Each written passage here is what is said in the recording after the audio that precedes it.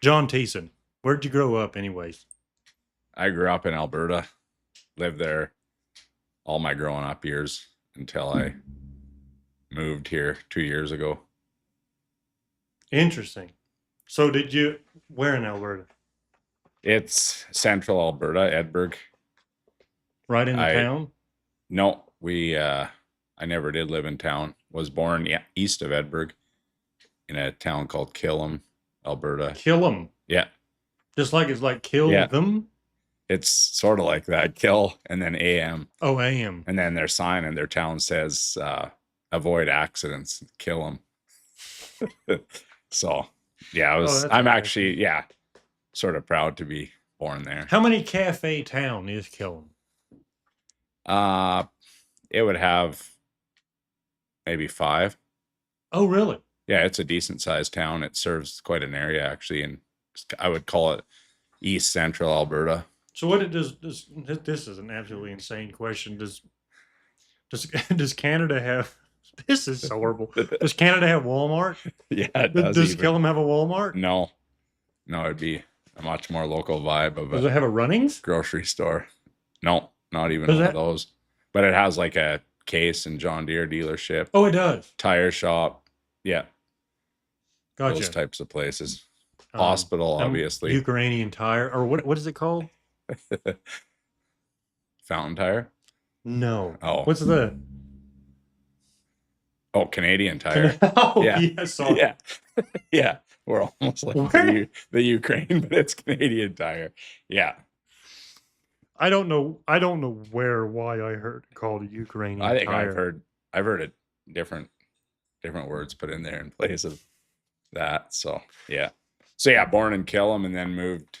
My parents, before I was one, they moved further west to near Edinburgh, Gotcha. Farintosh area. Gotcha. Interesting. How far were you from like big town? So we were about an hour from the south side of Edmonton. So yeah, and our Interesting. local town of Camrose, which was 30 minutes away, was about a population of 15 to 20,000 throughout my growing up years. Gotcha. How long till you became a hockey fan? Do you even remember that day? Not Or really. are you just I born with it? I Down would up say there. somewhat born with it because you're playing it, obviously slew hockey or Yeah. outdoor hockey, and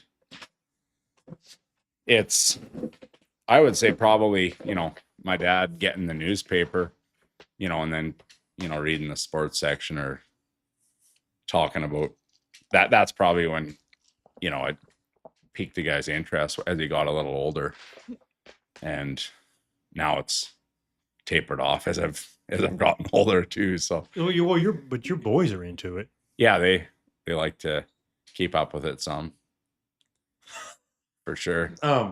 It is.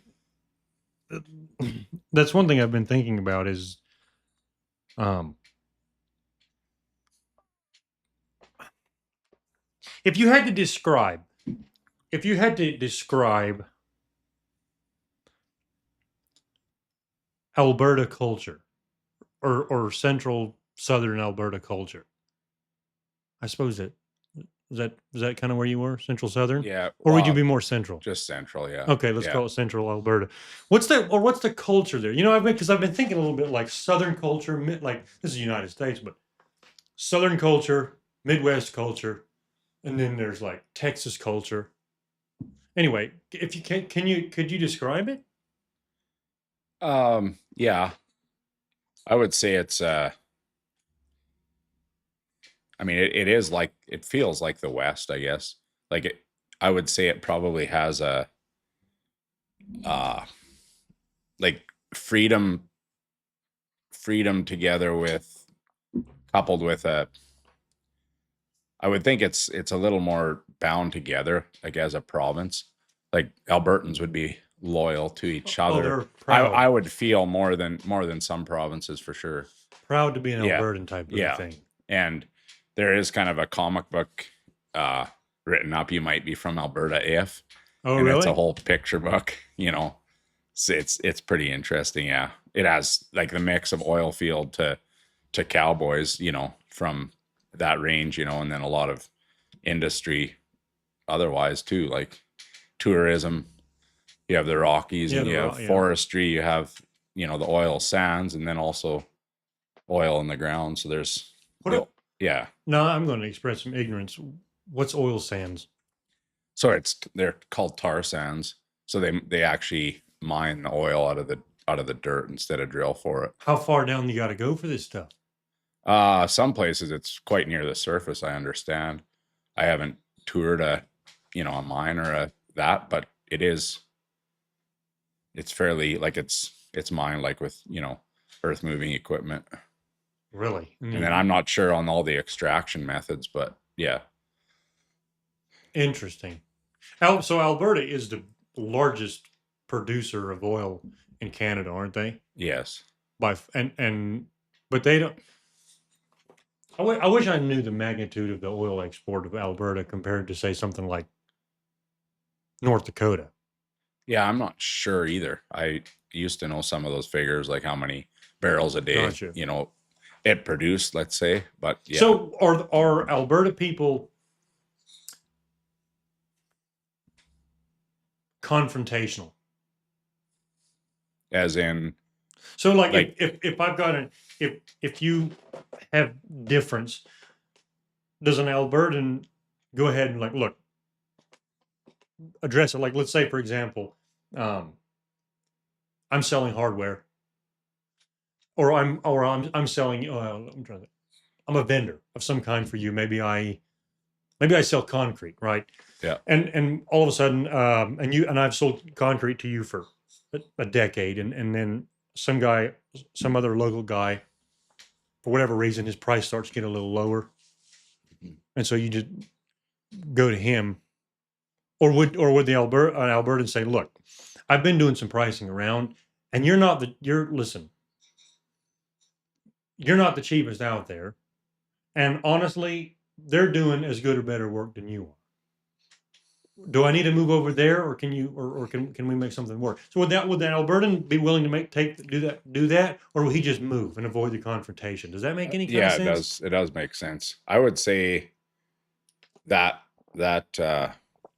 would be prominent still, like in the smaller towns, or in maybe certain type of, what the word is, like many cultures. Yeah. I could see that still being that way. Like people are open, but more as the population has increased, I think it's gone away from that somewhat. People are they just move on because there's someone else that can serve them, and why, and or the place they've been has changed, they have new employees, or there's always a turnover and you aren't in touch maybe with ownership or someone you've dealt with in the past.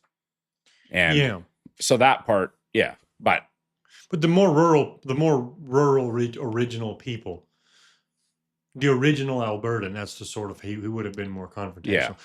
Interesting. What does where are the Albertans from? Do you have any idea? Good question. I have some ideas. There's areas where there's I would say there's a lot of like the Norwegian, Scandinavian influence, and then a lot of them would have come from, Eastern Canada, like just migrated. But there is Ukrainian settlements like to the east of us, where it's talking about Ukrainian tire. There is a lot of Ukrainians, and there's different, you hear a name and you can kind of know where they, might be from, or that type of thing, or their descendants were from. So, and so, I would say pretty broad. Like you go to the cities, obviously, and there's a lot of, different people there. How does it compare to the American Midwest as far as the culture? So the culture, I would say, would have more of a European influence, maybe I would call it. Like people would maybe take a little more stock in how they looked or how they, appeared. Certain things. Being a little frank about it, a little more class. Maybe. That being said, you get into the rural areas and it's pretty down home. Pretty I hick. wouldn't say it really. I think if you would sit down with someone from, you know, the Midwest or someone from Central Alberta, like, I mean, there'd be a lot of similarities. Interesting. Yeah, and I think due to the fact that they have their pride or the the unity of Albertans, it seems like I'm not sure if it's from the rest of Canada or if it's from something that it could almost seem like it's something that's happened because they maybe feel like people don't understand them. Like they might come across as having maybe attitude even. Like I've heard that described, that Alberta is a little bit like Texas. Like, there's a bit of a, oh yeah, this is who we are, Yeah. So, have you ever watched the TV show Letterkenny? no, I've heard of it, but no. Dude, I'm very curious. It is so Canadian that it's a fright. But for some reason it has really caught in in the States. And I don't really understand that. And that guy, oh boy. The main guy in that thing, I forget what his name is, and I hate that, but he was talking about this, that he was sort of flabbergasted at the fact that it has gotten so much traction in the States, because he just didn't expect that, because it's so Canadian. Okay. Listowel, I think that's where he's from, and it was sort of based on where he grew up. But the slang they use, dude, it is just it's just wild, because it's so violently different than what I grew up with in the South. Right. Yeah, I believe that. Yeah. And it is hysterical. I love it. So anyway, I wondered if I wondered how comparable, because I've listened to Peterson, because Peterson loves Trailer Park Boys. Oh yeah. And those boys are a cut of their own as well. and Peterson has described it as extremely Canadian. Okay. Yeah. And so I don't know. I get the biggest kick out of it. Something about the hicks of Canada produces some of the funniest stuff. And yeah. No, I don't know. I get a real kick out of it. Talk about so for example, in the South, the prominent religion would be Protestantism, or is that what it's called? I think so. A lot of evangelicals, Christians and stuff, and in the Midwest here, it's more Catholic and Lutheran. How would Alberta be? Do you have any idea? I would say probably a little more like the Midwest. Catholic. There's a lot of Catholic, Lutheran. I would say would be more prominent. Yeah, because that in and of itself, I think, produces a culture. Because the evangelicals have a lot more flamboyance, I think. Oh yeah. Than what the more Catholic and the Catholic offshoots. That being said, I would think probably more Albertans. Like if there was a survey to be done, I'm guessing there'd be a lot more that wouldn't associate with any. Really? I think there would be for sure a certain number, yeah. And that being said, I believe Christianity or you know, maybe a like startup churches, like I mean they become more popular, I would say, in the last maybe even 10, 15 years. Really? Yeah, so it's I like would say it's so, like yeah. the States in that way. Yeah, it is. It would be like the States in that way. For sure, Alberta. You know, Oh. I would guess Alberta, Saskatchewan, maybe Manitoba, that section, you know. I'm remembering that Alberta keeps threatening to secede from the Union and stuff. Yeah, I think it's I forgot about that. So that would say something about how Yeah. Albertans are. Yeah. Yeah, they're, you know, and a lot of those things, the during COVID, a lot of that came to the surface. You know, these, far more, I don't know what you call it.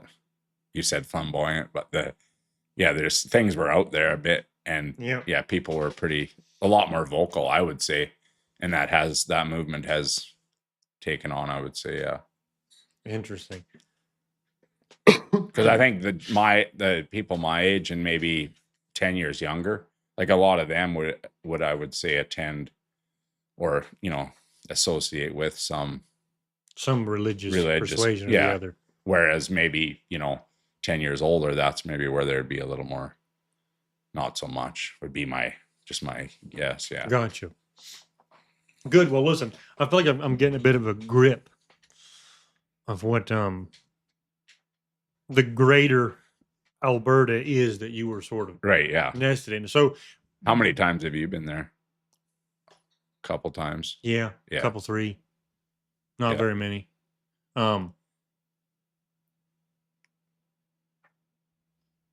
Yeah, and I wasn't there long enough to get any kind of Yeah, exactly. sense of the culture. I mean, I went.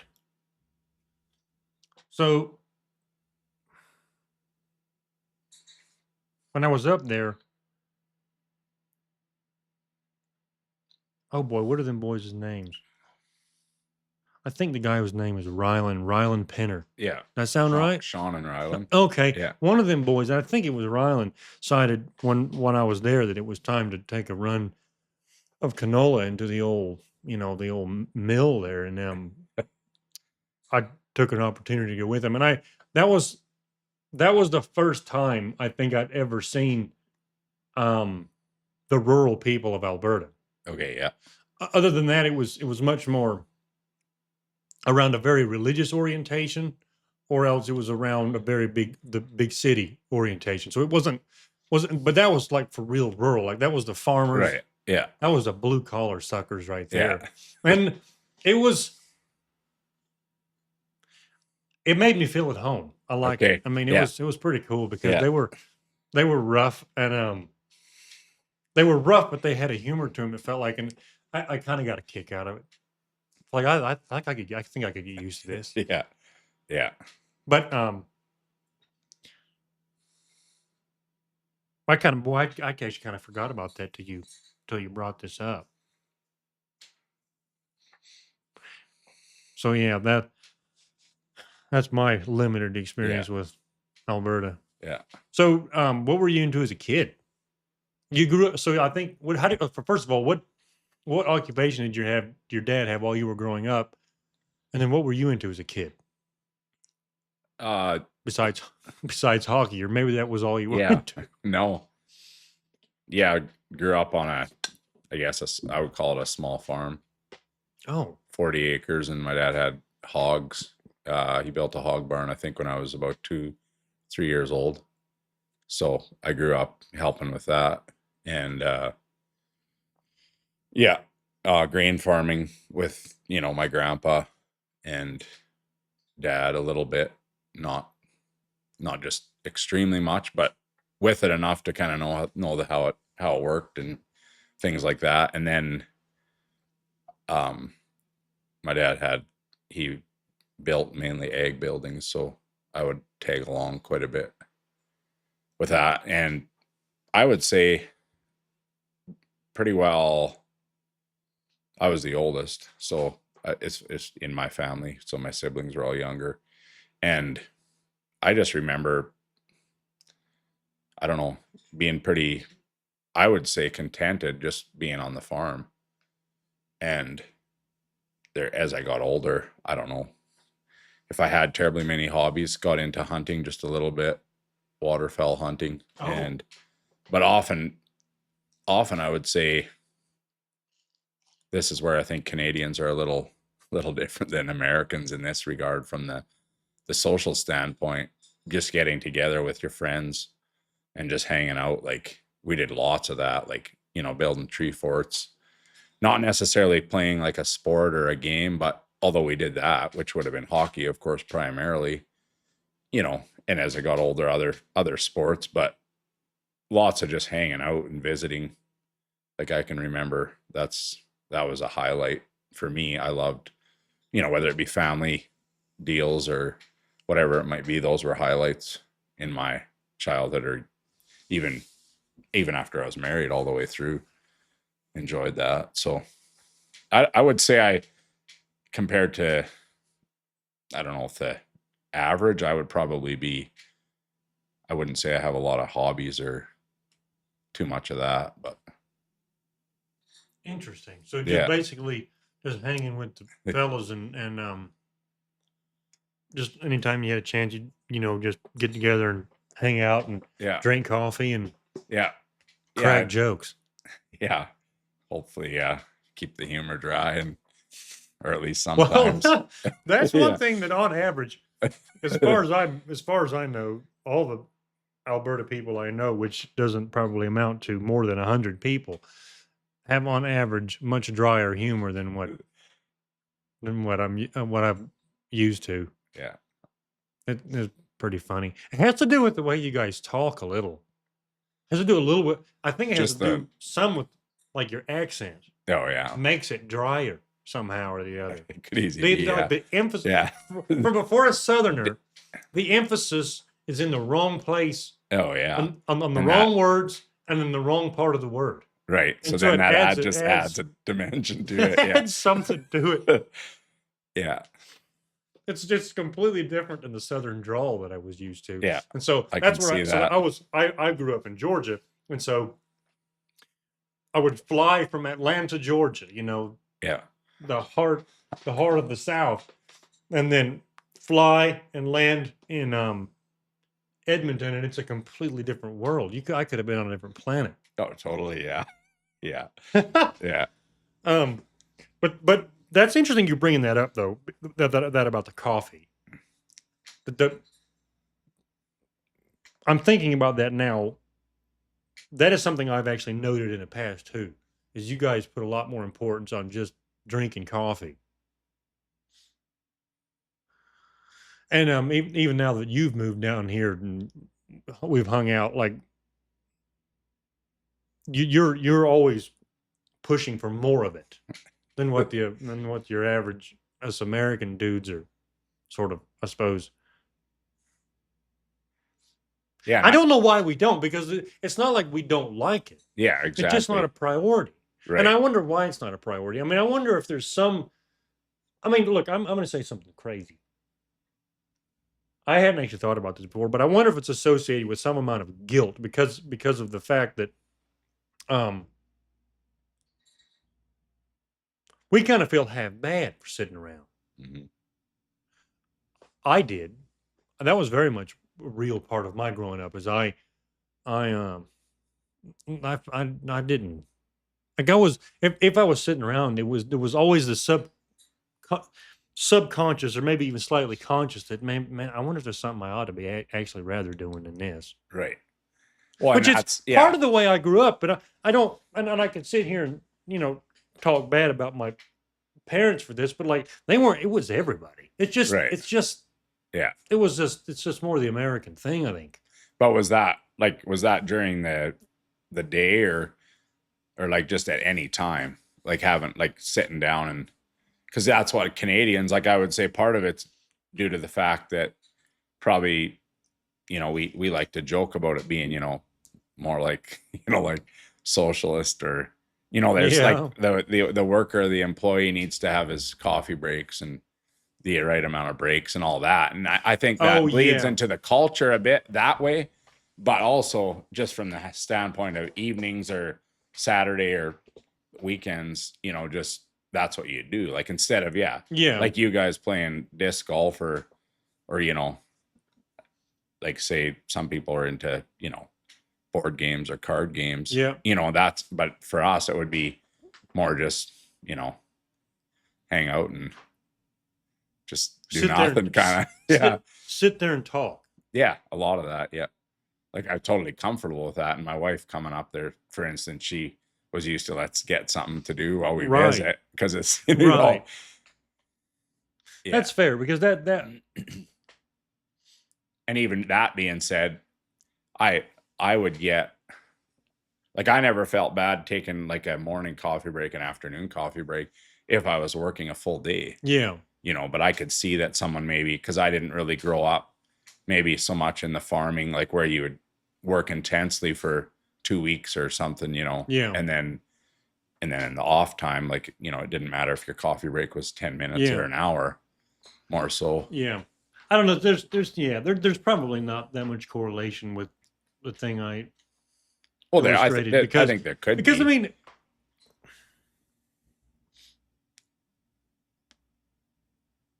I mean it was pretty funny because I all the fellows I grew up hanging out with, I grew up on a farm, and most of them grew up in the trades. So Oh yeah. you know when it was a weekday they worked, and we'd find ourselves on a rainy Tuesday afternoon Yeah. in Augusta, Yeah. and people were like, "What are you doing? What are you doing?" Yeah. Yeah.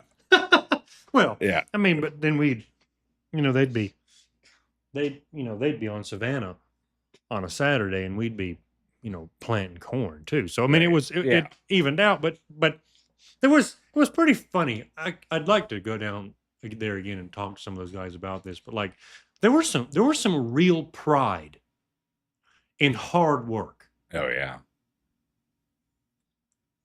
and I could never really understand that. Like, why would you work? Admittedly, I always felt a little bit of a twinge about it. Like maybe like there's 2% always wondered if they were right, but I always wondered. But 98% of me was like, fine, work hard. But if you can figure out a way to get the same amount of work done and not work as hard, why would you not do it that way? Yeah.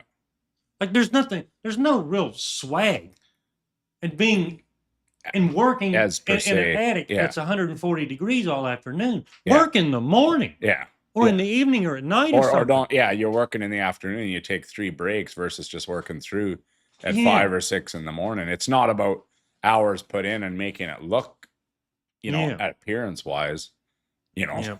Like, And I'm kind of fascinated by this one guy who grew up there, and he had this amazing ability to and it was actually, he's a bit older than me, so I didn't notice it so much, although it it was definitely there. But he had this feature where he had the ability to get a lot done, and make it look like he wasn't hardly doing anything. I see. Wow. So that always That's- kind of, I was like, yeah. I thought that was pretty cool. That'd be Yeah. a pretty cool gift to have. Yeah. And for me, actually, like I can relate with that, the part of, you know, like getting lots done. And then also like I would have had that, like a sense of, you know, pride in, you know, work, like probably even Yeah. to the point of just, yeah, too much, or like, it's just, I don't know what that is that you know, makes that prominent, or like if it's partly how you grow up, or if it's, you know, the culture, or your makeup, like has something to do with it, like what the goals you know, maybe like subconsciously are setting in your mind. Like some guys just have, you know, more of that fire probably in just working hard, but they want to see results, right? Yeah. Whereas some guys are, you know, it's, oh, I'm working hard, and they don't think maybe much past that either. There's probably that as well. But Yeah. but as I've gotten older, it's a lot more, yeah, work smarter, not harder, or you know, it's about what you get done and what gets accomplished versus the hours Yeah. put Yeah. in so much, you know. So you said you went with your dad building egg houses. No, like egg as in agriculture. Sorry.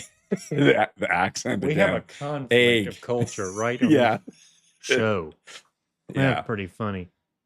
A lot of building on, you know, in the rural areas, like farm buildings, like shop sheds, Gotcha. and then also livestock facilities, whether it be, you know, poultry, chicken barns, to, dairy to, yeah, concrete, kind of So the that's- whole package. So that's Yeah. how you sort of got into the. Gotcha. So you were sort of subjected to construction right from the kind of out the gate. Or when Yeah. when did your dad start this sort of thing? I think I was probably about 6 years old when he kind of started. Did he start on his own right away? did he He work for worked a guy? together with people, but yeah, he had some different partners that he worked with, his age type of thing. And then eventually kind of went on his own completely. None of those Interesting. partnerships, I mean, those guys went different directions and did different things. So yeah, but so by the time I was working full time, he had been kind of on his own for several years at that point. Gotcha. But I remember being, 12 years old, and then in the summertime when I wasn't in school, I wanted to go to work like pretty much full time. Were you proud to be a blue collar guy?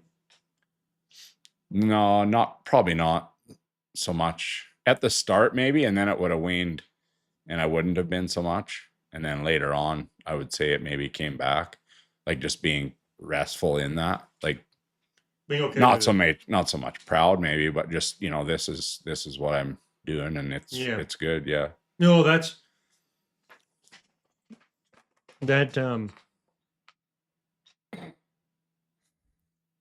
I'm overblowing my welcome with this, but that's sort of a Southern culture thing to be proud of something means that you're comfortable and okay with it. Right.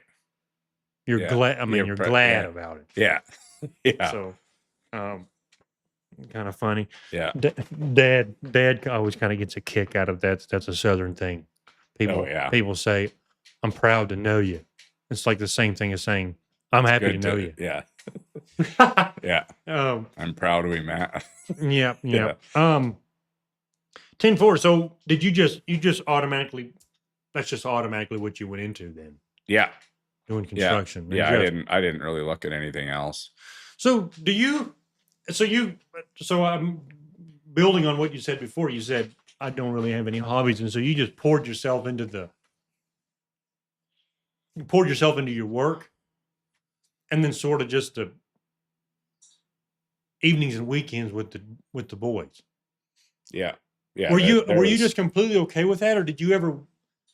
I mean, I guess did you ever wish you were into hobbies? Like, is hobbies just not a like? Seem like hunting is a huge thing in rural America, Yeah.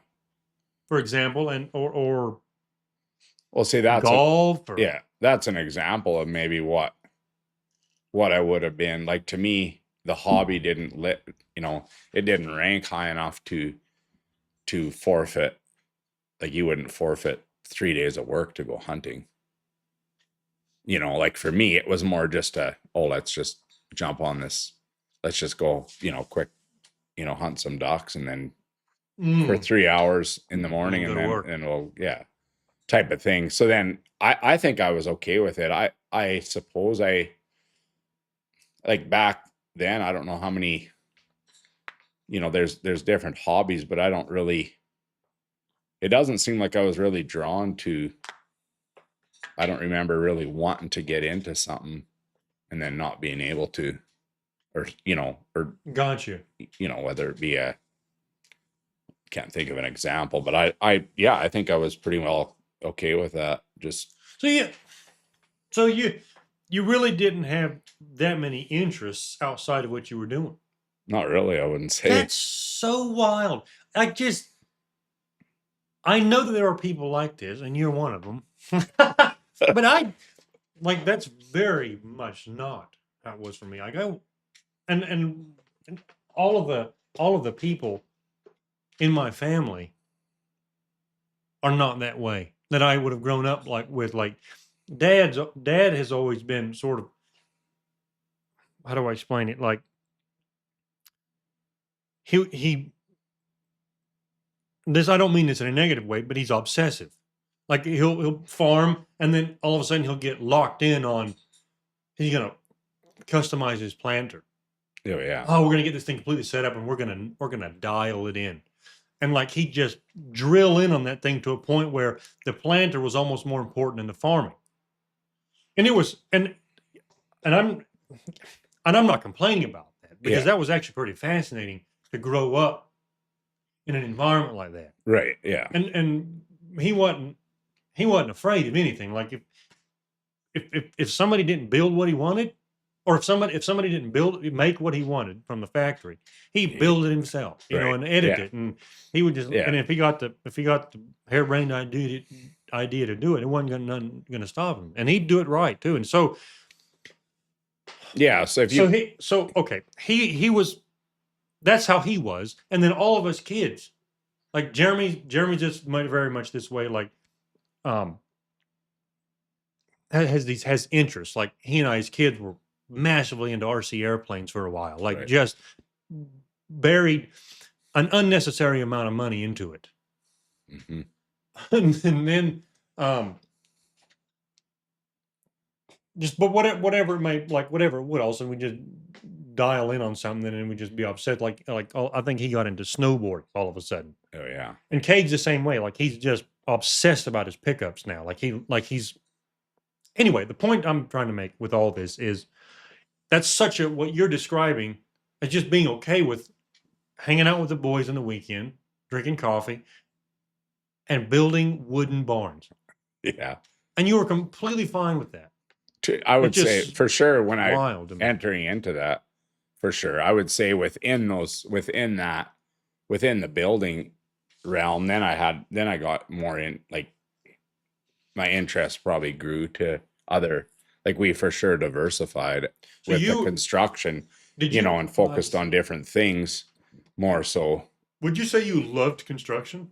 Like you really enjoyed it? Yeah, I did, Interesting. Why? or I do. Can you explain why? Oh, this is going to get interesting because I think it's probably going to tie into some conversations we've had in the past. Anyway, Yeah, go it on. might, yeah.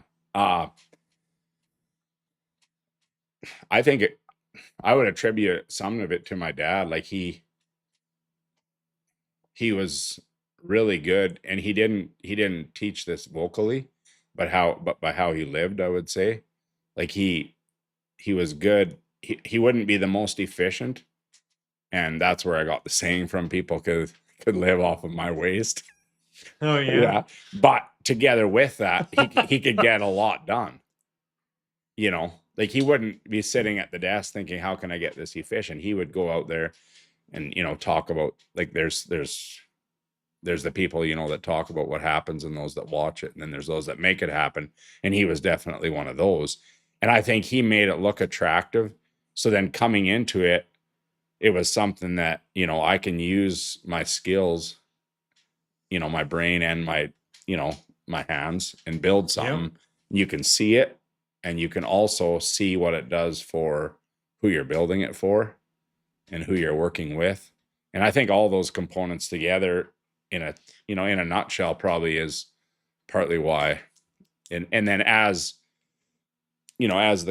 we grew, I would say we started doing more things in house versus hiring it out, and that was enjoyable too, just kind of diversifying, you might say, in the construction field. Did you like workplace? Okay, how do I ask this? Was workplace culture important to you? Yeah. Interesting. So you sort of saw the workplace. One of the elements of it was that it was an opportunity to hang out some more. Yeah. Definitely. Yeah. Yeah. That's pretty cool. And So make it attractive to, those you're working for too. They can feel that they buy into that probably just as much as, obviously, Right. as, because there's the next guy down the street can get the job done too. It might not be in the same manner, but for sure not from this. Yeah. The culture, or right. what you provide that way is what they're actually. Right. So which brings us to sort of B, which is the other thing that was interesting about it is, for whatever reason, you liked what it did for people. Yeah. So you could sort of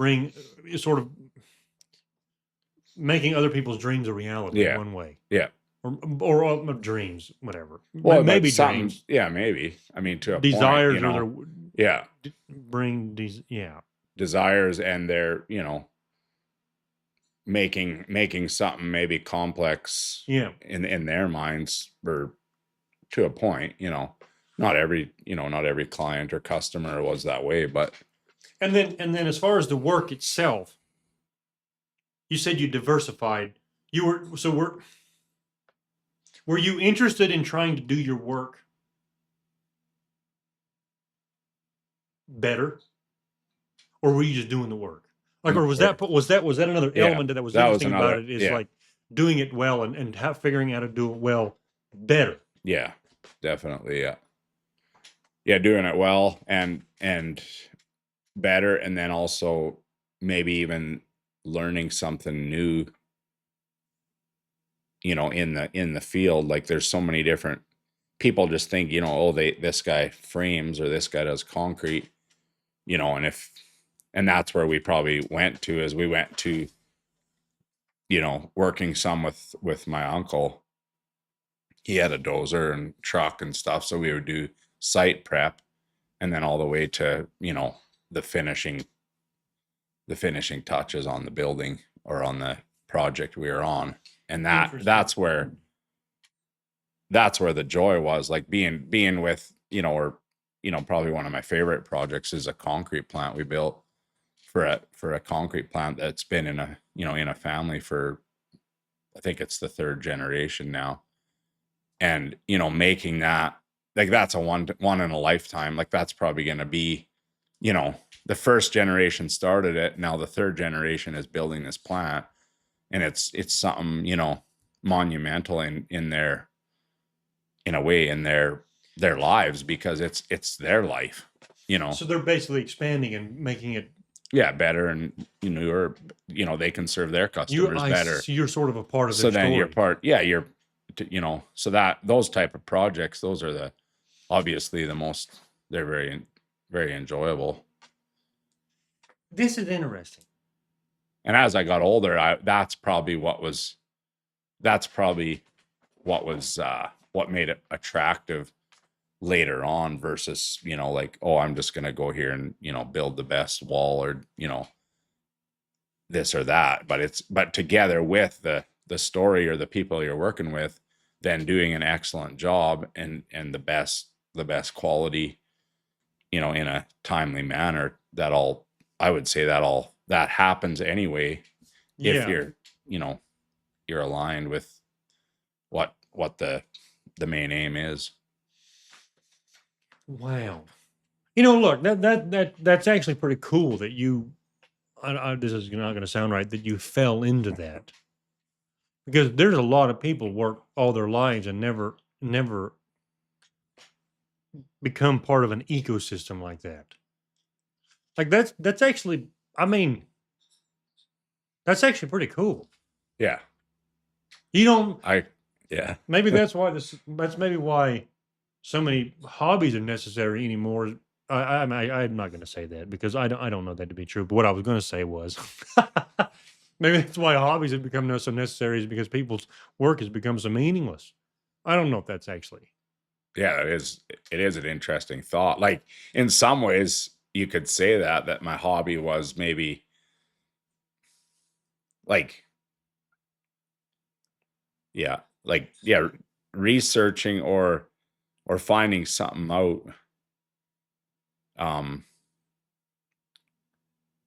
to a point, but then once you figure that out, like we were talking, how you're not so much that way, but maybe it's more alike than we think. It's just channeled.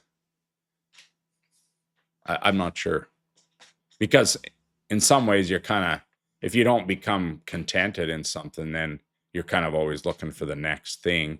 And that's a little bit how, like, Yeah. a job could be. Like, okay, we built these, we helped these people out, now we're on to the next. Right. But then also the repeat customers, and a continuation of that service. Well, that was very enjoyable as well.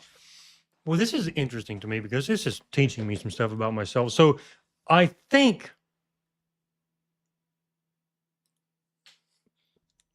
for listening to you, I think you would put B. So on my little list here, so we talked about workplace culture, bringing people's desires into reality, and then doing better work, or learning new ways to do the same work better. You put B, bringing people's desires into reality, at the top, probably. Is that- Probably, yeah. And I, not by choosing, but this is just, but if you watch my actions, I put an emphasis on C. And I haven't always connected C, doing better work, with how it helps people. Yeah. Right. That's actually an interesting thing because I have this weird obsession with material things, but I'm also very obsessed with understanding people. Hmm. But I, for some reason, haven't always connected them. Right. And you managed to do that with your work, and that's pretty cool. Yeah, it's, I mean, yeah, if you say it like that, it does. It does. You have a good way of, you know, encapsulating that all. And that's what if you look at, like, say farming, for instance. Yep. I don't know the statistics on this, but I suppose that a lot of the things, the breakthroughs in technology or innovation, I suppose a lot of that's come from a farmer. If you know what I'm saying. Like say someone like your dad or like you, who I'm going to make this, whether it's a rake or a planter or a something, I'm going to make it better. And then all once they find themselves in manufacturing, Right. you know, and same in the Yep. construction world. It's interesting how there's guys who get joy that they manufacture a product, or, you know, a tool or something, you know, or even software, or, you know, an app that helps Yep. project flow or something, and how that, you know, the need that they saw and how that works, and they find fulfillment, you know, in a way they can touch far more people. But it's just Yep. interesting how that, you know, how that works. Like it's kind of cool. And then those, and I like to say that maybe building is kind of what I fell into from that standpoint, but I think that would carry through to other areas. That probably would be my top. Like if I think of doing something more or less hands-on, like project management or something, or, you know, even general contracting where you're hiring trades. If I think of me being a trade working for someone, and then being that ideal person, that to me is what kind of brings satisfaction, I would think. Right.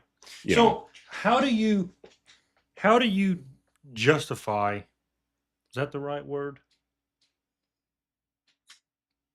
How do you balance this? Because, or how do you, I got to lay this out properly. Somebody's got to climb the telephone poles.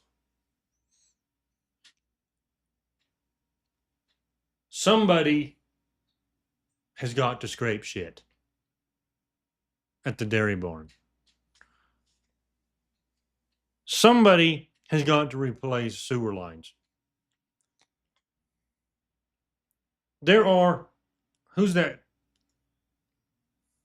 guy that Theo Vaughn has become friends with, that did a bunch of horrible jobs and made a TV show out of it? yeah, I'm not sure. You know what I'm talking about, though. It maybe rings a bell. I can't So, pull it up right now, but there's a lot of awful jobs that have to Yeah. happen, and they're thankless jobs. yeah, I might add, and that might be the most Yeah. important thing, is they're thankless jobs. yeah. Somebody's got to do them to make the world keep going round. So, do you bother yourself with trying to, like, how is he, that guy who has to do that, the guy who has to climb the telephone poles, how does he come to some sort of meaning in his work? Because it's hard to,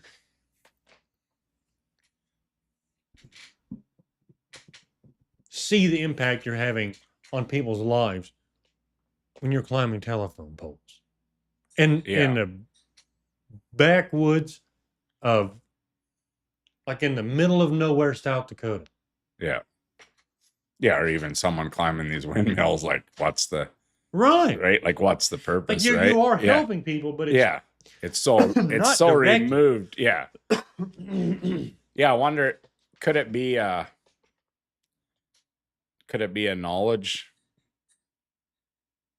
Haven't thought about it. Like, could it be a knowledge thing, like where if they were, that would help them feel more fulfilled? If, like, obviously there's those jobs where they aren't pleasant, but then the pay is good. But then there's those that don't really have any, the pay is mediocre, and for sure the attractiveness of it, like in a physical sense. Mm-hmm. I'm not sure. Yeah. What was your question? How you reckon, or how do those people? I always wonder, like, so there's this idea in America that you can come here and be anything you want, but and that there's some truth to that. But there are people that live in America who are doing work that no one wants to do. Mm-hmm. Well, I mean, maybe that's not the right way of saying it. Like, but is the dream actually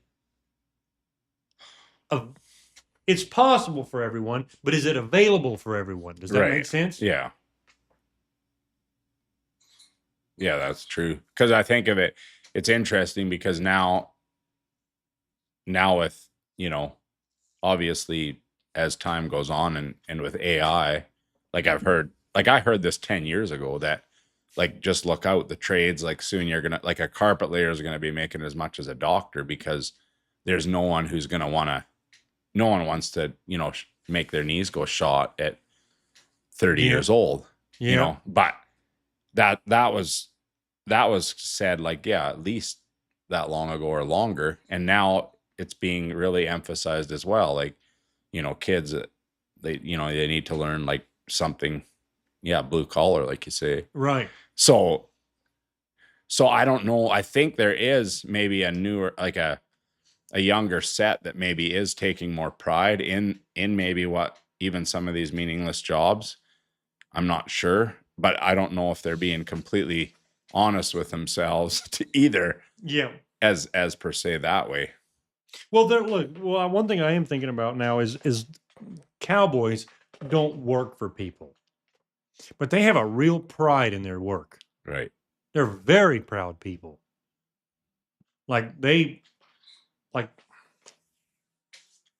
They're not afraid to walk in a Dairy Queen, spurs clanking, smelling like shit, and not apologizing for it. Mm-hmm.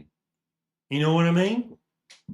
Yeah. And they ain't doing anything for anybody. Right. I mean, that's not quite right, but they're rustling cattle, and they love it. Yeah. Whereas, there's very few guys who are running a vac truck. Rustling cattle. That's not fair. They're not all stealing cattle. Yeah. They might be wrestling or wrangling. Wrestling, yeah. Whereas the guy, like, if you or I owned a vac truck business, and we were going to subdivisions and trailer parks, and cleaning out septic tanks, and then we go into that, like, there's just that, I know what you mean. Like, there's all once that isn't cool. Right. Or whatever, right? Whereas the guy he's keeping people's houses, hopefully keeping the sewer out of them. So really he has, like, why do we, but that's what's cool when you meet people that are doing that, and they're not ashamed, or they're kind of holding themselves with, that sense of, I'm doing something. Yeah. So. Right. So, like, right. So how is it is to be interesting. That the Cowboys got more pride than the super septic sucker? Yeah. Yesterday's Meals on Wheels trucks. Yeah.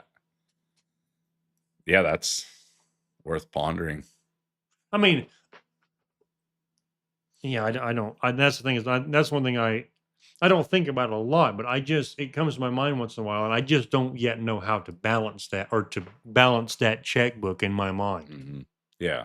And is it comparison? Like, are some people, they're not, yeah. Is there or do they just shut, like maybe they can come to grips with that, and Yeah. whereas some, Well, one of the only thing that I know of so far that's a possibly a a remedy, whatever. I don't know what I'm trying to say. I don't know what word to put in there, but like, so Rick Rubin says that we're all creators. Now, not everyone's like truly creative, but everyone's a creator, and everyone has interests. Mhm. And just because what you found to do for work isn't your first interest doesn't mean that you can't pursue your interests. And he puts a real importance on pursuing a creative endeavor Oh yeah. because there's something truly you about that. Right. Yeah. I mean, because he sees that as like you are making reality. Like Right. reality exists because a mind thought it. Mm-hmm. And you think things and you can bring them into reality. And that's how you can contribute to the world, Right. is by Yeah. creating. Yeah. More And so, so- more so from within than taking these outer things and saying this is the path where I'm going to bring value, or this is what's going to serve people. Rather Yeah. start. Yeah.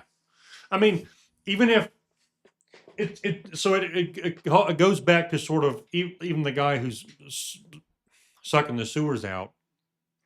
It's a knowing that he's doing the world a service. Right. Even if he isn't thanked for it,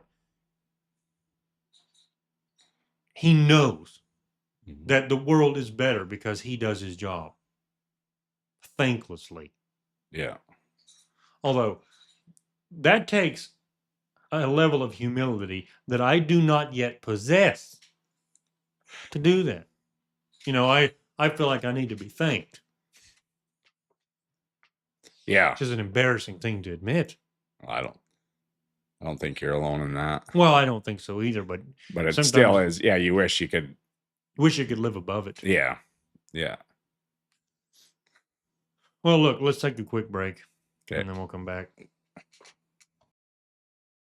All right, we're back from the break, John. So listen, we were in your story, we were to the point where you got into construction. I imagine you did that when you were, how old were you when you sort of, okay.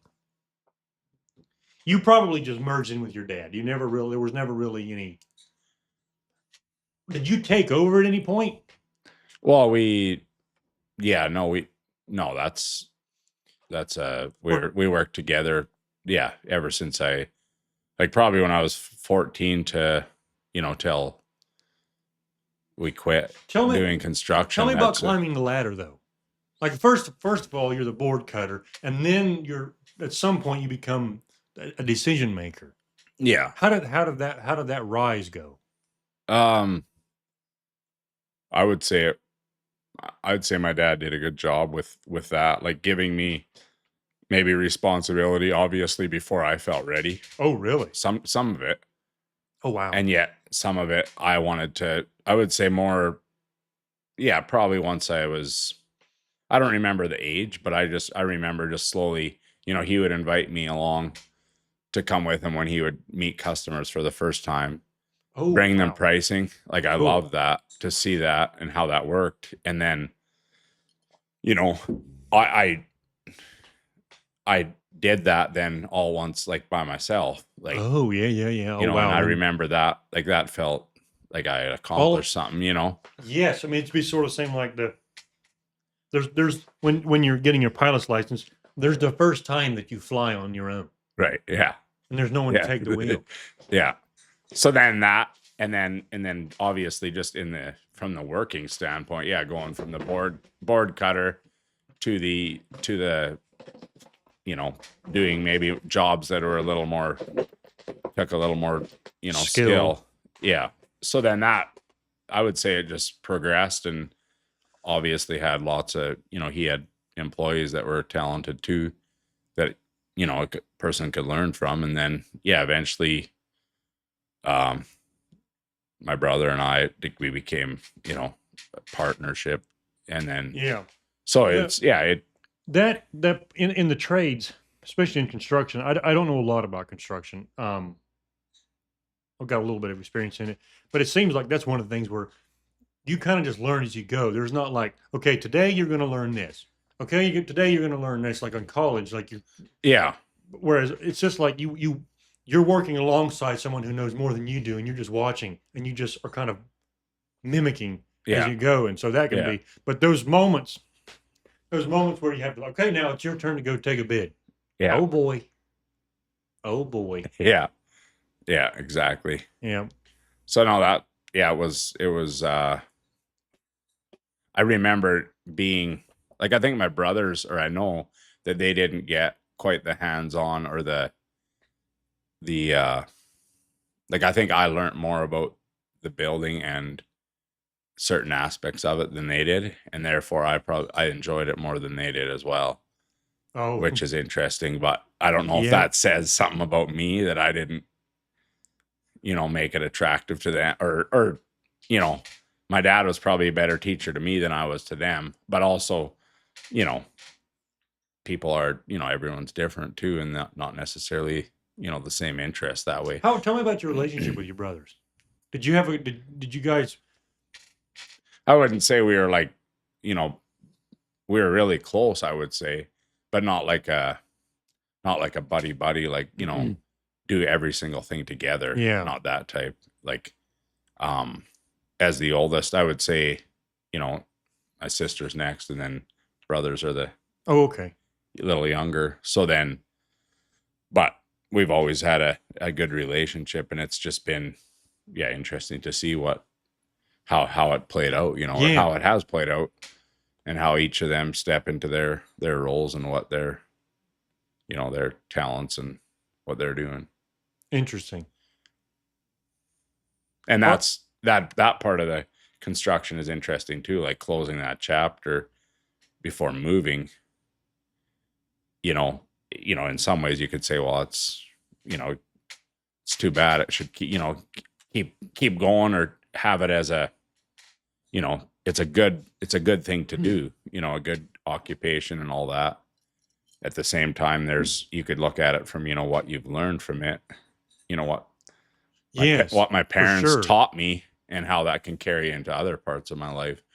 It doesn't have to be under Yeah. this one umbrella, right? Right. So I think that's important to know. Yeah, too. yeah. So that's actually good you brought that up. So if you had to, this is a sort of a jump forward, but not really. If you had to summarize, if you had to write a summary paragraph of what you learned doing construction in Alberta from the beginning to when you moved, what would that one paragraph look like? You think that's almost an impossible task for this particular platform Yeah, it's medium. If maybe you want to do it, maybe you want to do it more of a bullet points. Maybe you have, yeah, maybe. I mean, yeah.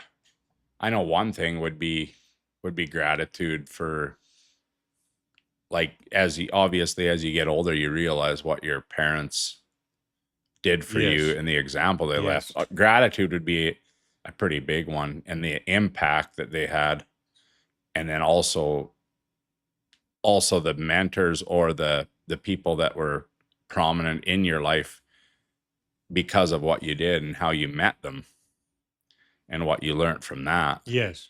That would be definitely a big one. And also just probably the, like, perseverance, I would say, would be, one that, Pushing through the tough.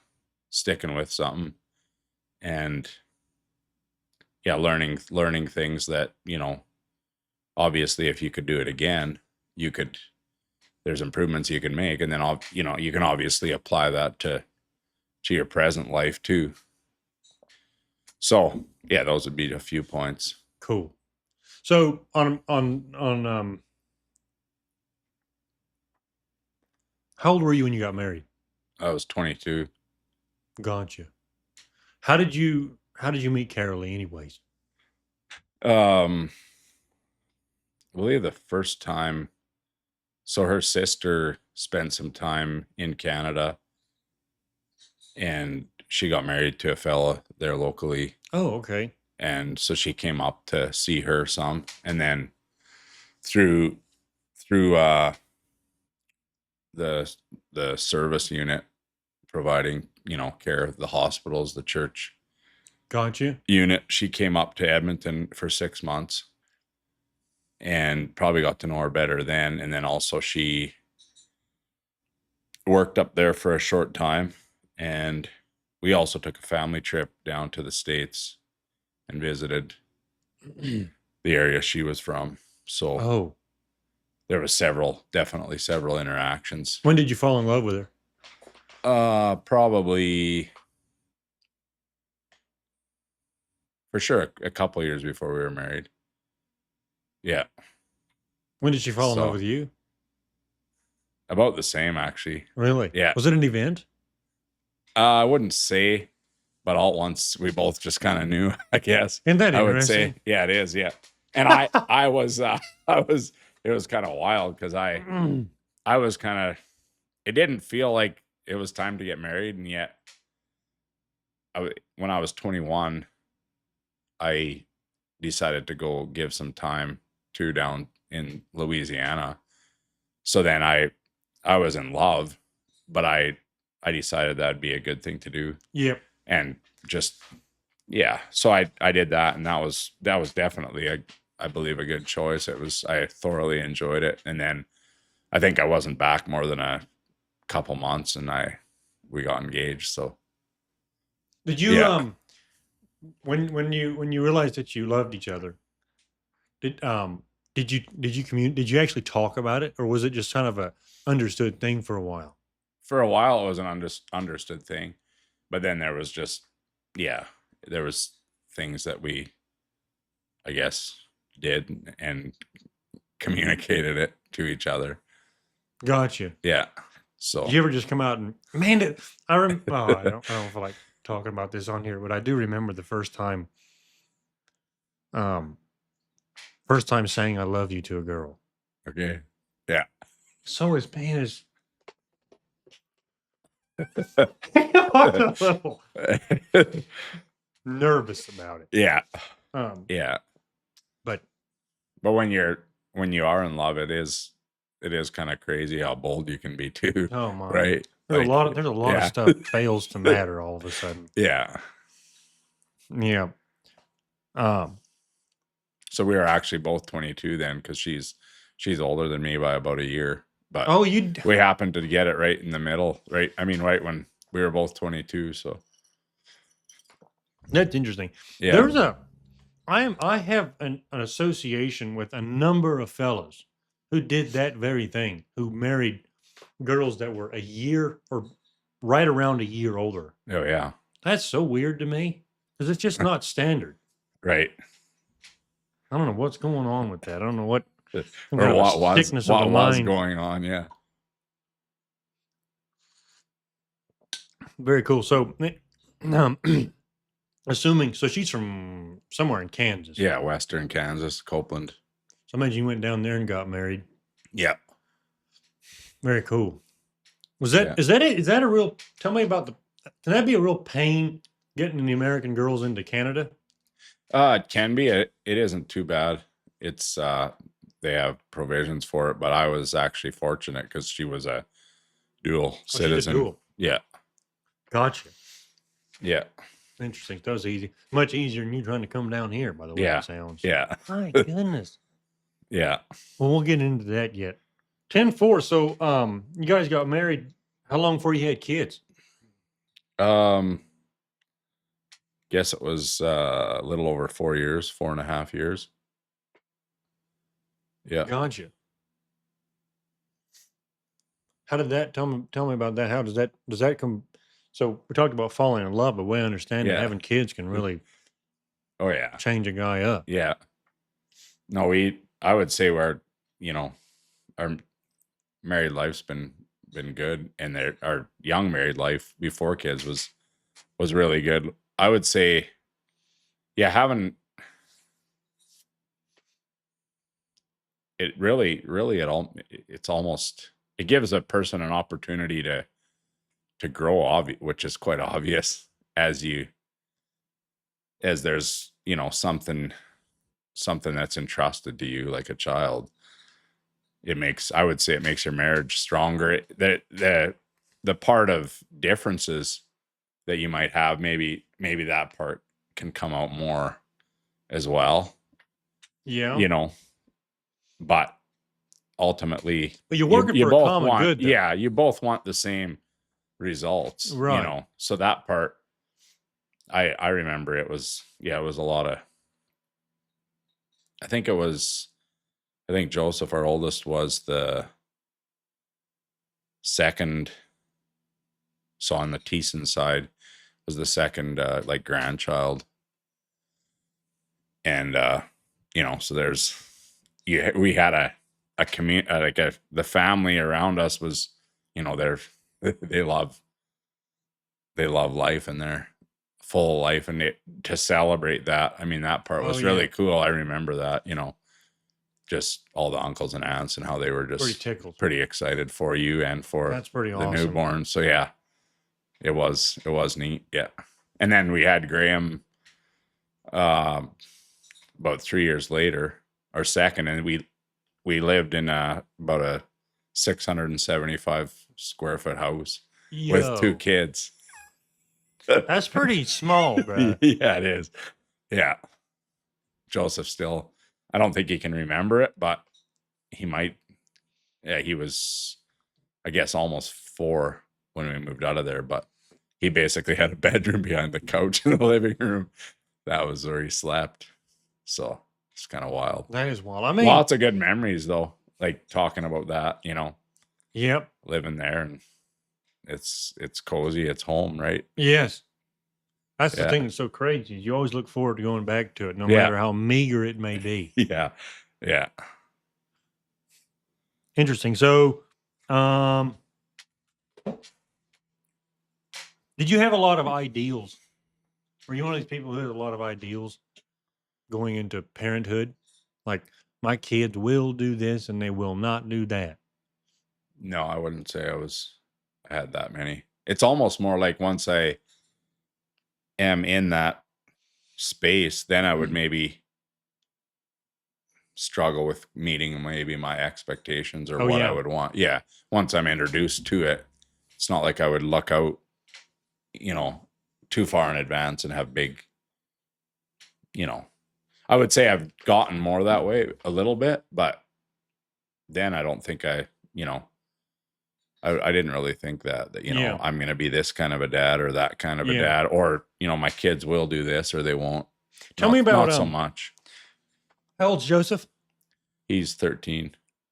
So he's getting old enough now where he's got like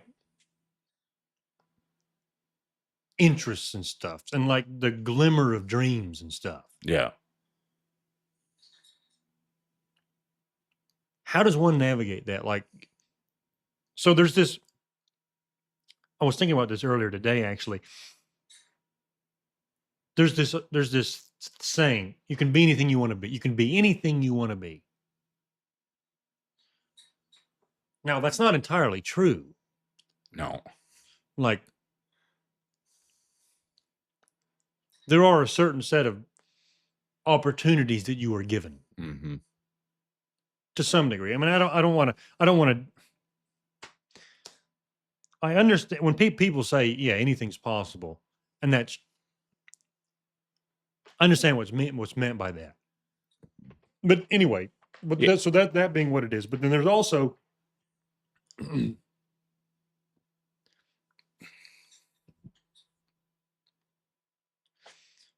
Well, you won't. I mean, you won't know yet. But this is a question that I have. Like, do you just pour fuel into whatever your kids' interests are, even if, like, because I think about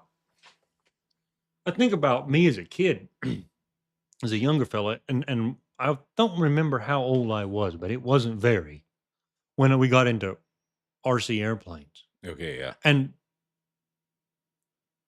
I wanted to make a living flying RC airplanes. Right. I was gonna look if I was gonna fly them, build them, and sell them if I had to, and I didn't care if I didn't Right. make it big. I didn't care if I didn't make millions of dollars doing it. I didn't care. I Yeah. just love flying airplanes. And then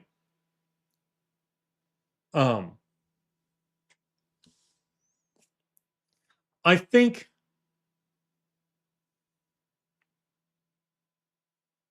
I don't even know what to say about that. That went away. But I mean, to be honest, and I,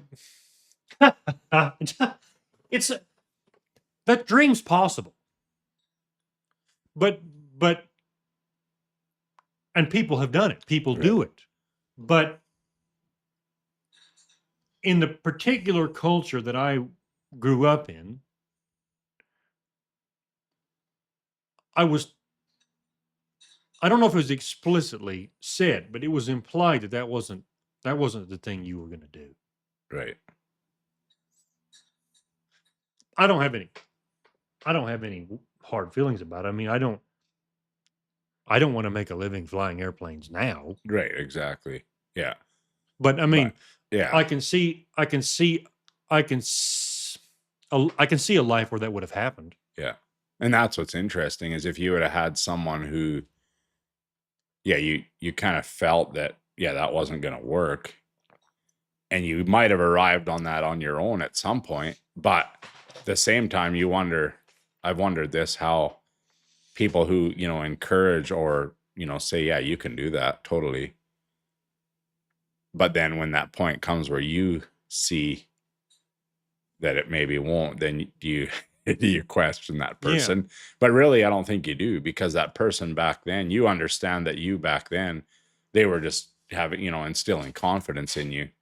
So like, I think of someone who has a dream that's far out or not far out, but just, yeah, these dreams, and to just maybe hear them out and not necessarily, jump to every, whim, but like, for instance, say hunting, Joseph's pretty interested in that. Mm-hmm. And he's, I would say, somewhat natural at, some of that type of stuff. Mm-hmm. And for me, my dad didn't hunt, but I don't remember ever, like, I wasn't upset about that. But now for me, I'm not really as per se a hunter either, but I've, done some. But like, so if Joseph wants to hunt turkeys or geese or something, I'll probably, say, yeah, let's do that, or let's,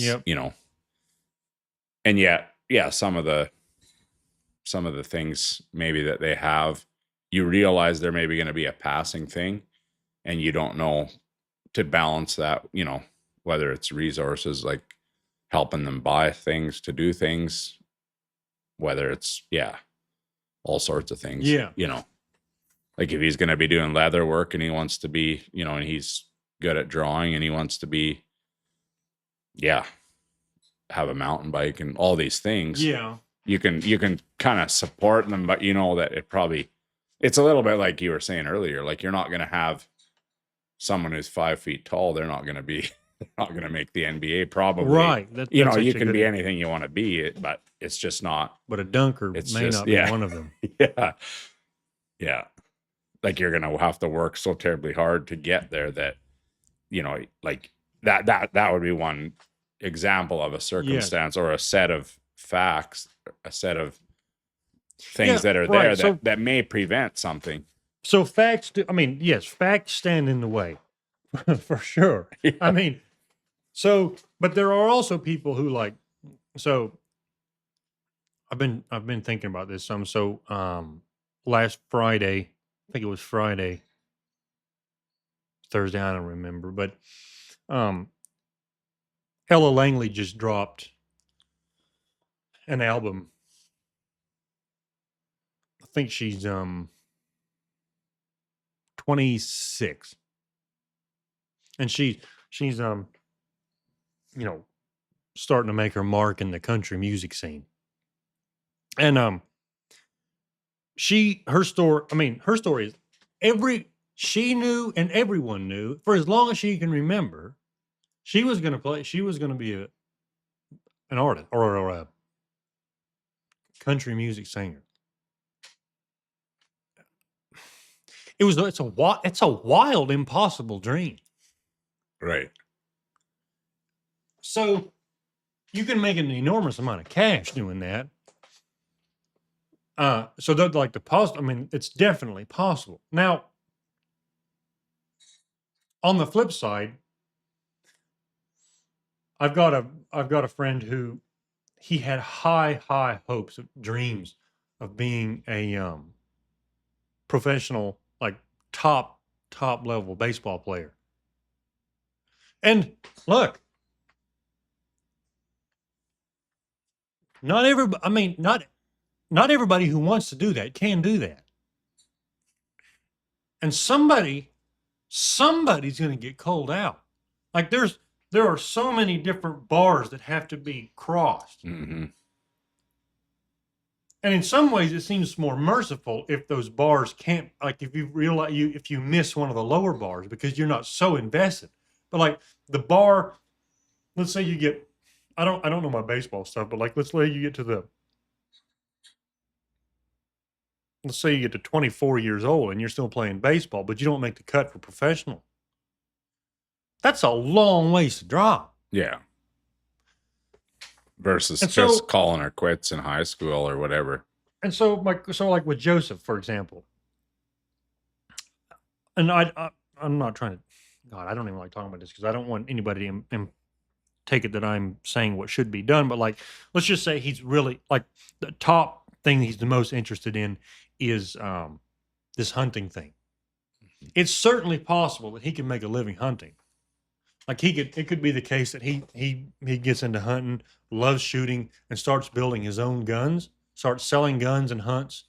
So he get to the place where he's manufacturing rifles, selling them, and doing hunts, and videoing the hunts for publicity, and he could make a very good he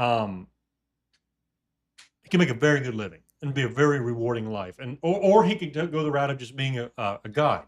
Mm-hmm. He could have a huge ranch or lease a huge ranch where he sells hunts, and guides and have a fantastic and a life that's rich and close to nature and all this. But it seems like a long shot. Mm-hmm. So that's my question. It's like, when do you pour fuel to the kids' dreams? That seems very different. That seems like a hard thing to navigate to me. Yeah. I would say it is hard. And for myself, having that, like now already, I can see from how old Joseph is, or like, obviously people talk about how fast time seems to go. Yep. And but then you reminisce about your own childhood, or you look back, and maybe things like, for me, I find myself as a parent, I probably put too much emphasis on at times, not necessarily, I don't know if that it's necessarily that wrong or misplaced, but you put emphasis on things that you think are pretty big. Whereas some of them, like these interests, some of them maybe, sort themselves out. And when do you, I guess what I'm trying to say is that the things he's doing or interested in, I'm trying to look at them as the secondary, and rather it's more important what's before that, like who the person, who he's going to become versus what he's going to do. Because it seems like that's where I've thought about a little bit, like sort of like a child who grows up in a secure environment, you might say, for the most part. It doesn't matter if they see some things or experience some things that aren't so, maybe that you don't appreciate or don't like. But if they always have that centering or that thing to come back to, I guess that's a little bit, I don't know if that answers that question, but to navigate the yeah, what are these guys going to do when they're 18 or when they're older, or what are their interests? Are they going to, yeah, what's, Yeah. are they going to be into, yeah, rockets and planes, or are they going to be, yeah, into shooting or archery or Right. dirt bikes, or what are they going to, yeah. Or maybe they'll just be the guy who, yeah, finds a job and loves, gets into sales at a young age, or, you Yeah. just never know where it can be. And to, I guess, to instill self-esteem and worth in who they're called to be, and just keep taking the next steps Yeah. in the vocation, or Yeah. in the hobbies, whatever it might be. I do. Well, this is interesting. You talking about this. It hits me that it's probably important that a person doesn't get too anxious about this sort of thing. Like like you said, you focus on it's one step at a time, and you focus on the character. Who they are as a person is the most important thing, and then what they do is secondary. And just go by how it seems at the time. Like Yeah. if it seems like um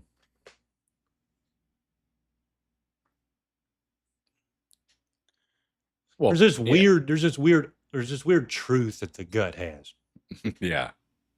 you know? Yeah. And you can't really,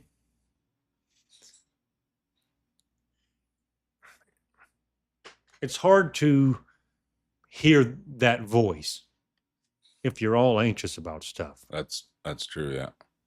Yeah. And for instance, that, like, thinking about that even now with moving and our children, and how maybe resilient they are in from one standpoint, but then you think of how giving them room not to be too, and to feel it, and that's, yeah, not being anxious, like, because I can find myself thinking, oh yeah, like, there's so many unknowns, like, for instance, we touched on that, like moving down here and all the things there are to, like, how much energy that takes, Yep. and then being patient in that, and then also thinking, well, we moved here, and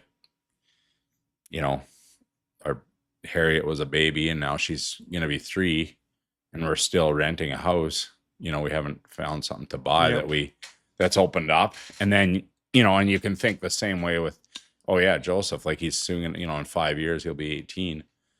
And yeah, to get into an anxious, and start making stuff happen, that doesn't really bring altogether great results either. Right. So then to be focused more on who we are as a, who I am as a father and husband, rather than on, oh, my dad found this sweet place to buy, and we had a sweet house. Joseph's not going to remember that. Right. So you have to be honest. Yeah. Like you're saying, with your gut, or with what you know to be true. But in the heat of the moment, though, it's easy to just get impatient, Right. or human, right? So, or for me, it is. So so this is interesting because you, at some point, somehow you determined that, so you knew full well that a move like this was going to have a certain unsettling effect, yet you figured it was worth it. Let's get into how did you come to move to the United States of America finally? What happened? Yeah. Lots, I guess, or maybe not so much.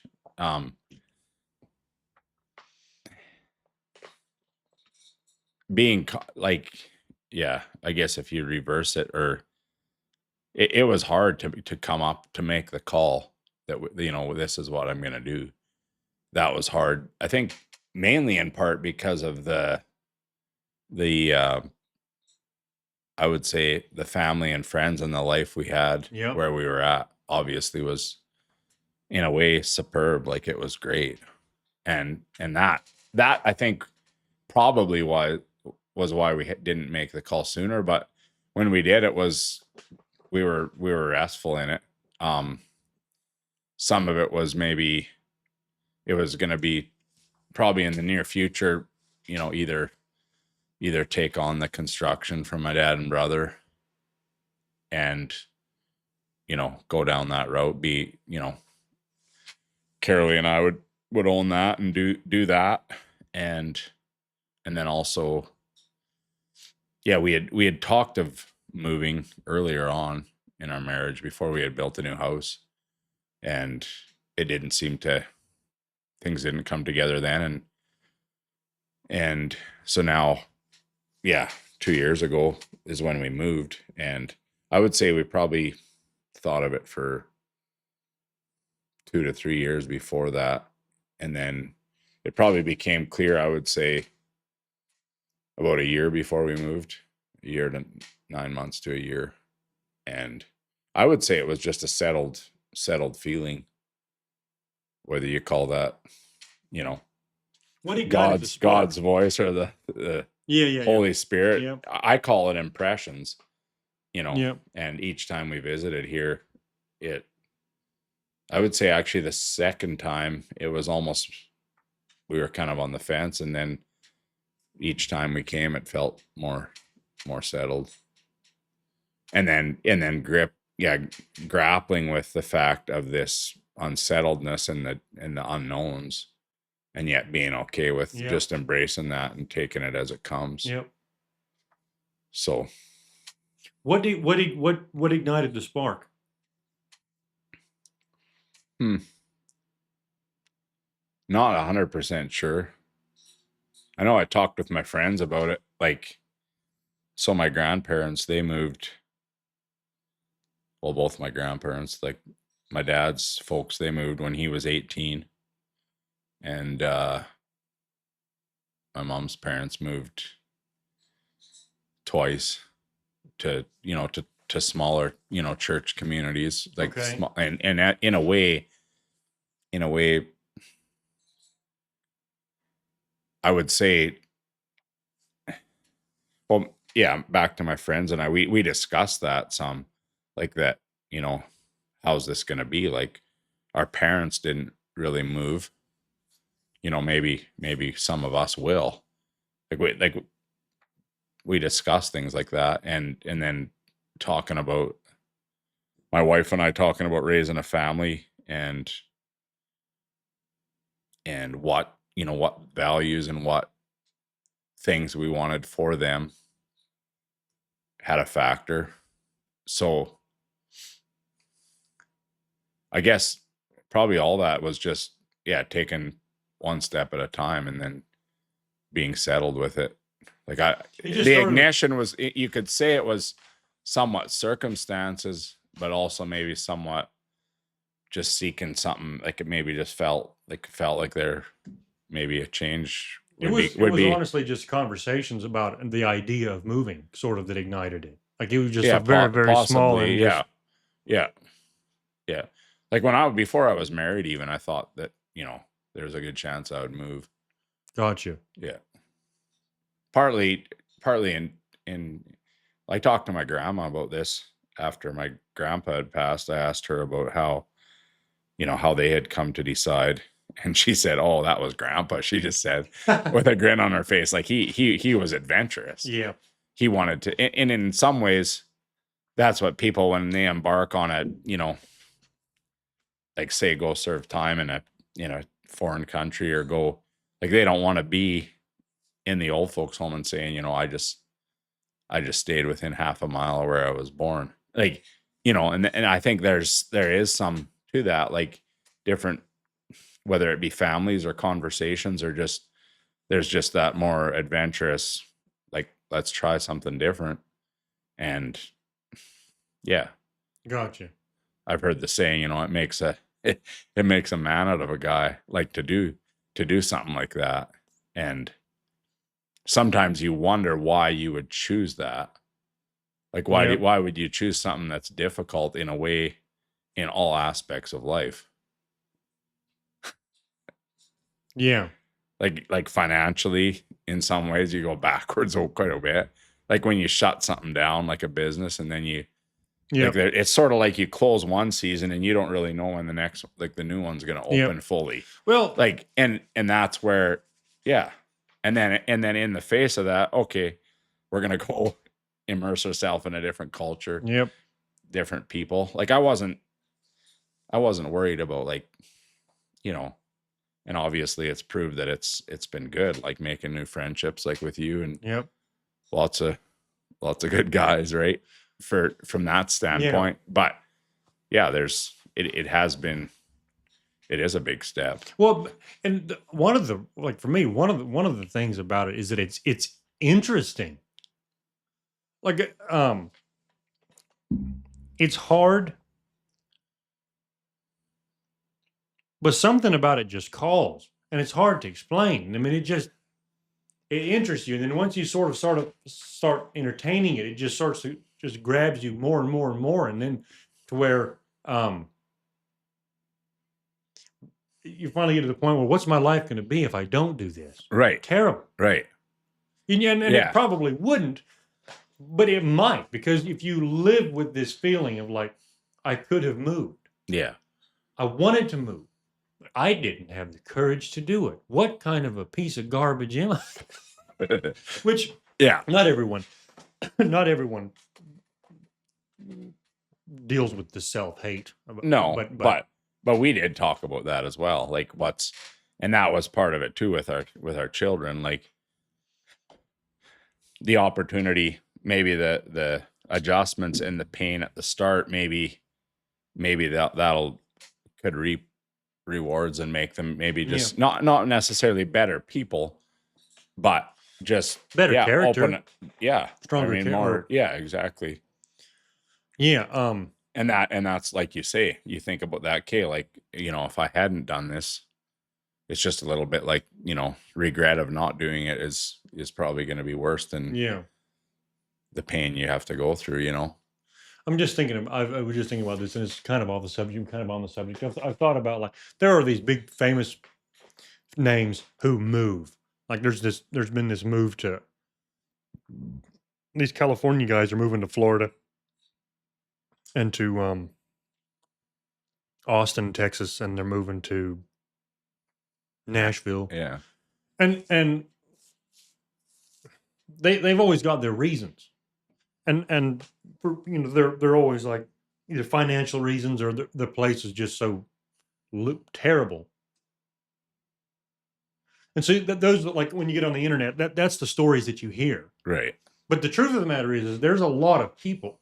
I actually don't know there's a lot of people, but there is some percentage of the population like us who are more rural people. Yeah. Like we don't, like we leave perfectly good places.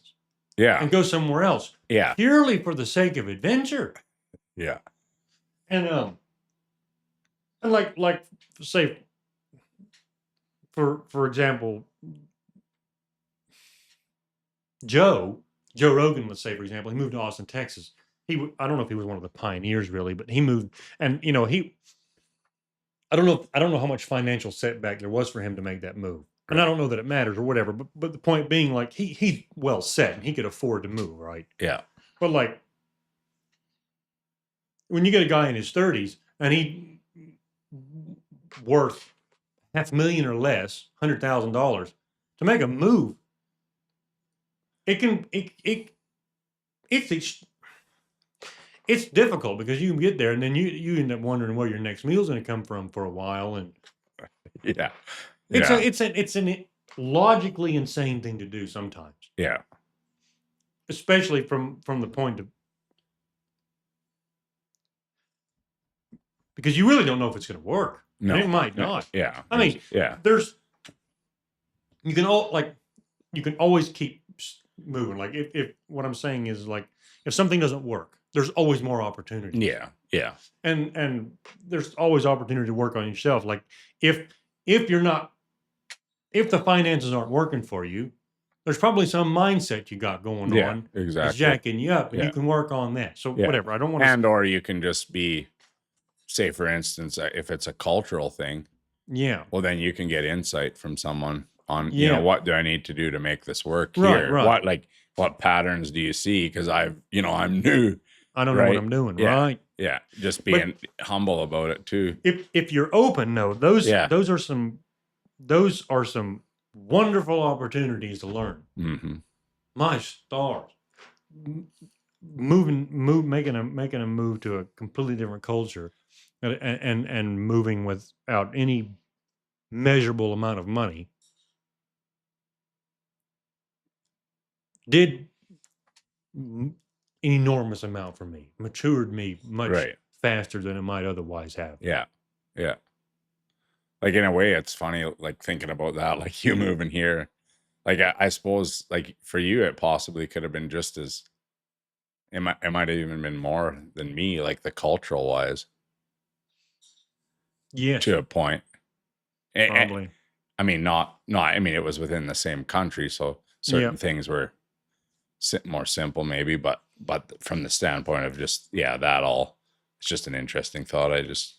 But I was so immersed in a local economy, Yeah, and then you move here, and that shattered. yeah, You have to completely build your own. yeah, But admittedly, 30 moving in your 20s might be easier than moving in your 30s and 40s, because by the time you're in your 30s and 40s, you've maybe already got something sort of like you've got roots down more, yeah. I wouldn't and be you've got more surprised. stuff to move, Yeah. and you don't. From what I hear of people, I don't know if this is true or not. I can only go by hearsay, but once you get that age too, you don't have the sort of the stamina, the strength of mind that it takes to make a move like that. Yeah, I don't know. Yeah. I don't know that to be true because I Yeah. haven't been there and done that. But yeah. Your adaptability and together with your ambition right, is probably challenged a little more. Like I think of that too, like I could say, well, it would have been easier to move, when I was 33 versus 38. Well, it is whatever. It is what it It is. is what it is. Yeah. Yeah. Yep. So,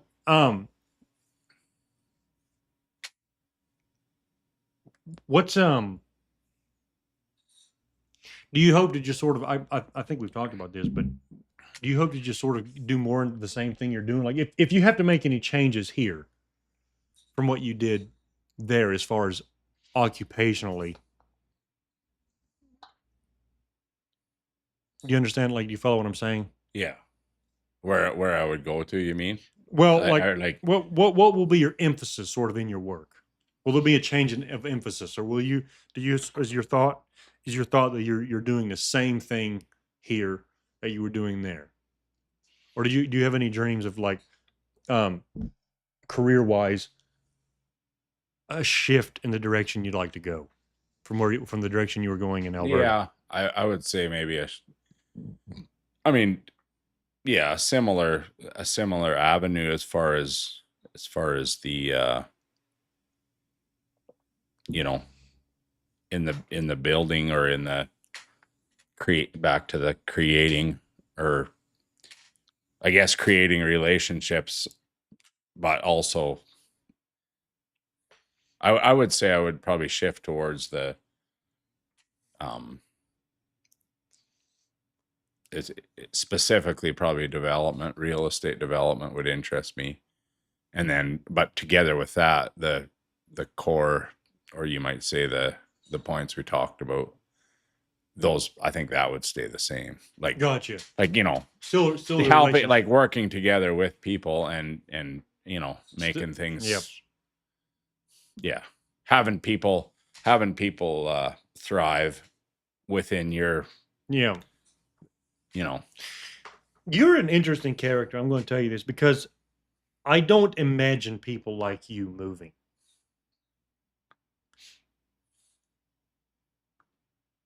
Because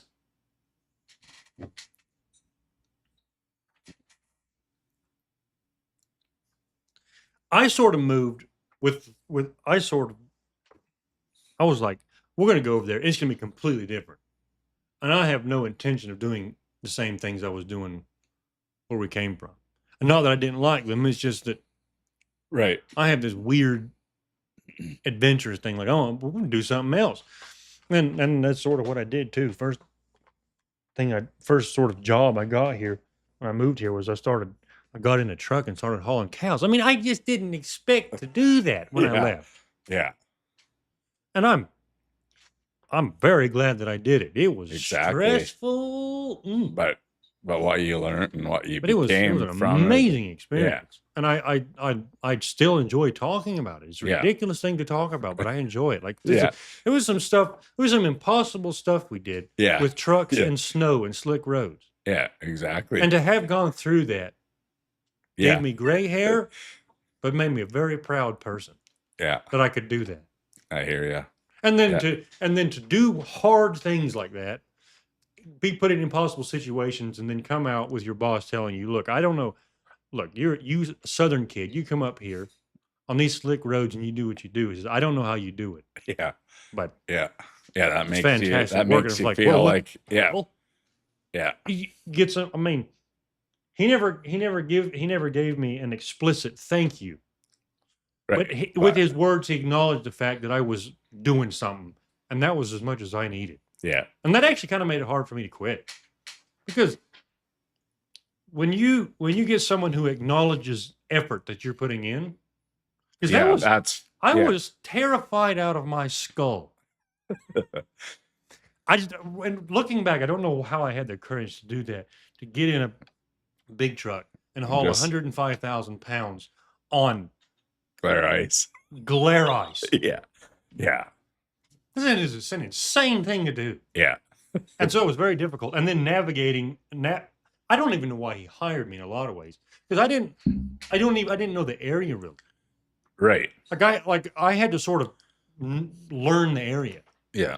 and navigating, and you get to learn where I didn't know where there were bridges that you couldn't go under. Yeah. Yeah. Like, Exactly. I might have headed yeah. myself towards a town where it was impossible to get through Yeah. or I'd have had to go Or through some under or residential. over some little bridge that has like a right. 2-axle limit, and you're yeah. But you learn it after a while, and you're like, well, there's this bridge in this town, and you got to take a 3-mile detour. It's not marked, No. but the Yeah. cow trucks know where to go. Yeah. And so relationships is a big deal there too. Yeah. Yeah. You like, look, I'm new here. It's who you I can't know. afford Yeah. to make enemies Yeah. out here. Yeah. Well, and then that's what's kind of crazy about those type of things. And then you have the whole culture inside that. Like, Mm-hmm. like you pull up to this ranch or to this feedlot or whatever it is, Yep. and you just like, how do they do here? Like, Yeah. how do I find the chute? Where does he not want me to drive? And that was a All humbling that stuff, Yes. and just admit that, That was a humbling experience, Yeah. because a truck driver is not well thought of anywhere. They are stupid people as far as people they're Wow. concerned. When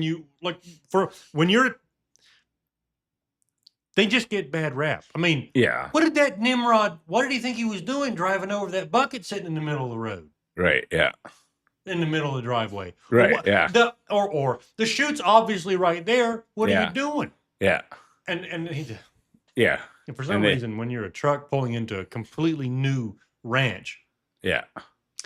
You're supposed it to. isn't Yeah. obvious, No, exactly. but they assume Yeah. it should be obvious, Yeah. and it didn't. But anyway, and that you're, was and you're humbling running on no experience. sleep, and it's dark. And I mean, what do you you can't just read the. Yeah. Yeah. So those experiences, though, hard as they are what sort of give the material to life in a lot of ways. Yeah. And I didn't know that when I moved here. Hmm. But my crazy adventurous spirit, I suppose, got me into these Yeah. crazy situations. And Yeah. Well, maybe back to that thing about moving when you're younger. Maybe that's why you saying like it's interesting, because people like you, I mean, you don't see like it's interesting that I moved then, if that's yeah, like, but maybe that's where I kind of hit the bar early. Like maybe I just know that I'm at this age, I'm not just gonna go branch into something completely that I don't know. yeah. Maybe I don't know that. I don't know that I consciously thought of that, but I just know that. I mean, since I enjoyed what I did, I don't see it as something negative to go back to. And maybe pursue it, maybe some different parts Right. of it Right. as well, you know. So, yeah. Interesting. Well, look, why South Dakota? How did you pick? Did you just throw a dart at a map, or? Yeah, someone I've been asked that before. Um, we knew we wanted somewhere with like that had pretty significant season still, like not, you know, wasn't gonna go move down to Phoenix or You something. got that? Yeah. Which we've loved the climate. I mean, I know it's pretty early to tell, but the couple years we've been here, and yeah, since my wife's parents are still in Kansas and mine in Alberta, that was You're right in the attractive, middle. kind of right in the middle, and it's within a day's drive of, you know, where we were from. Oh yeah. A long day's drive.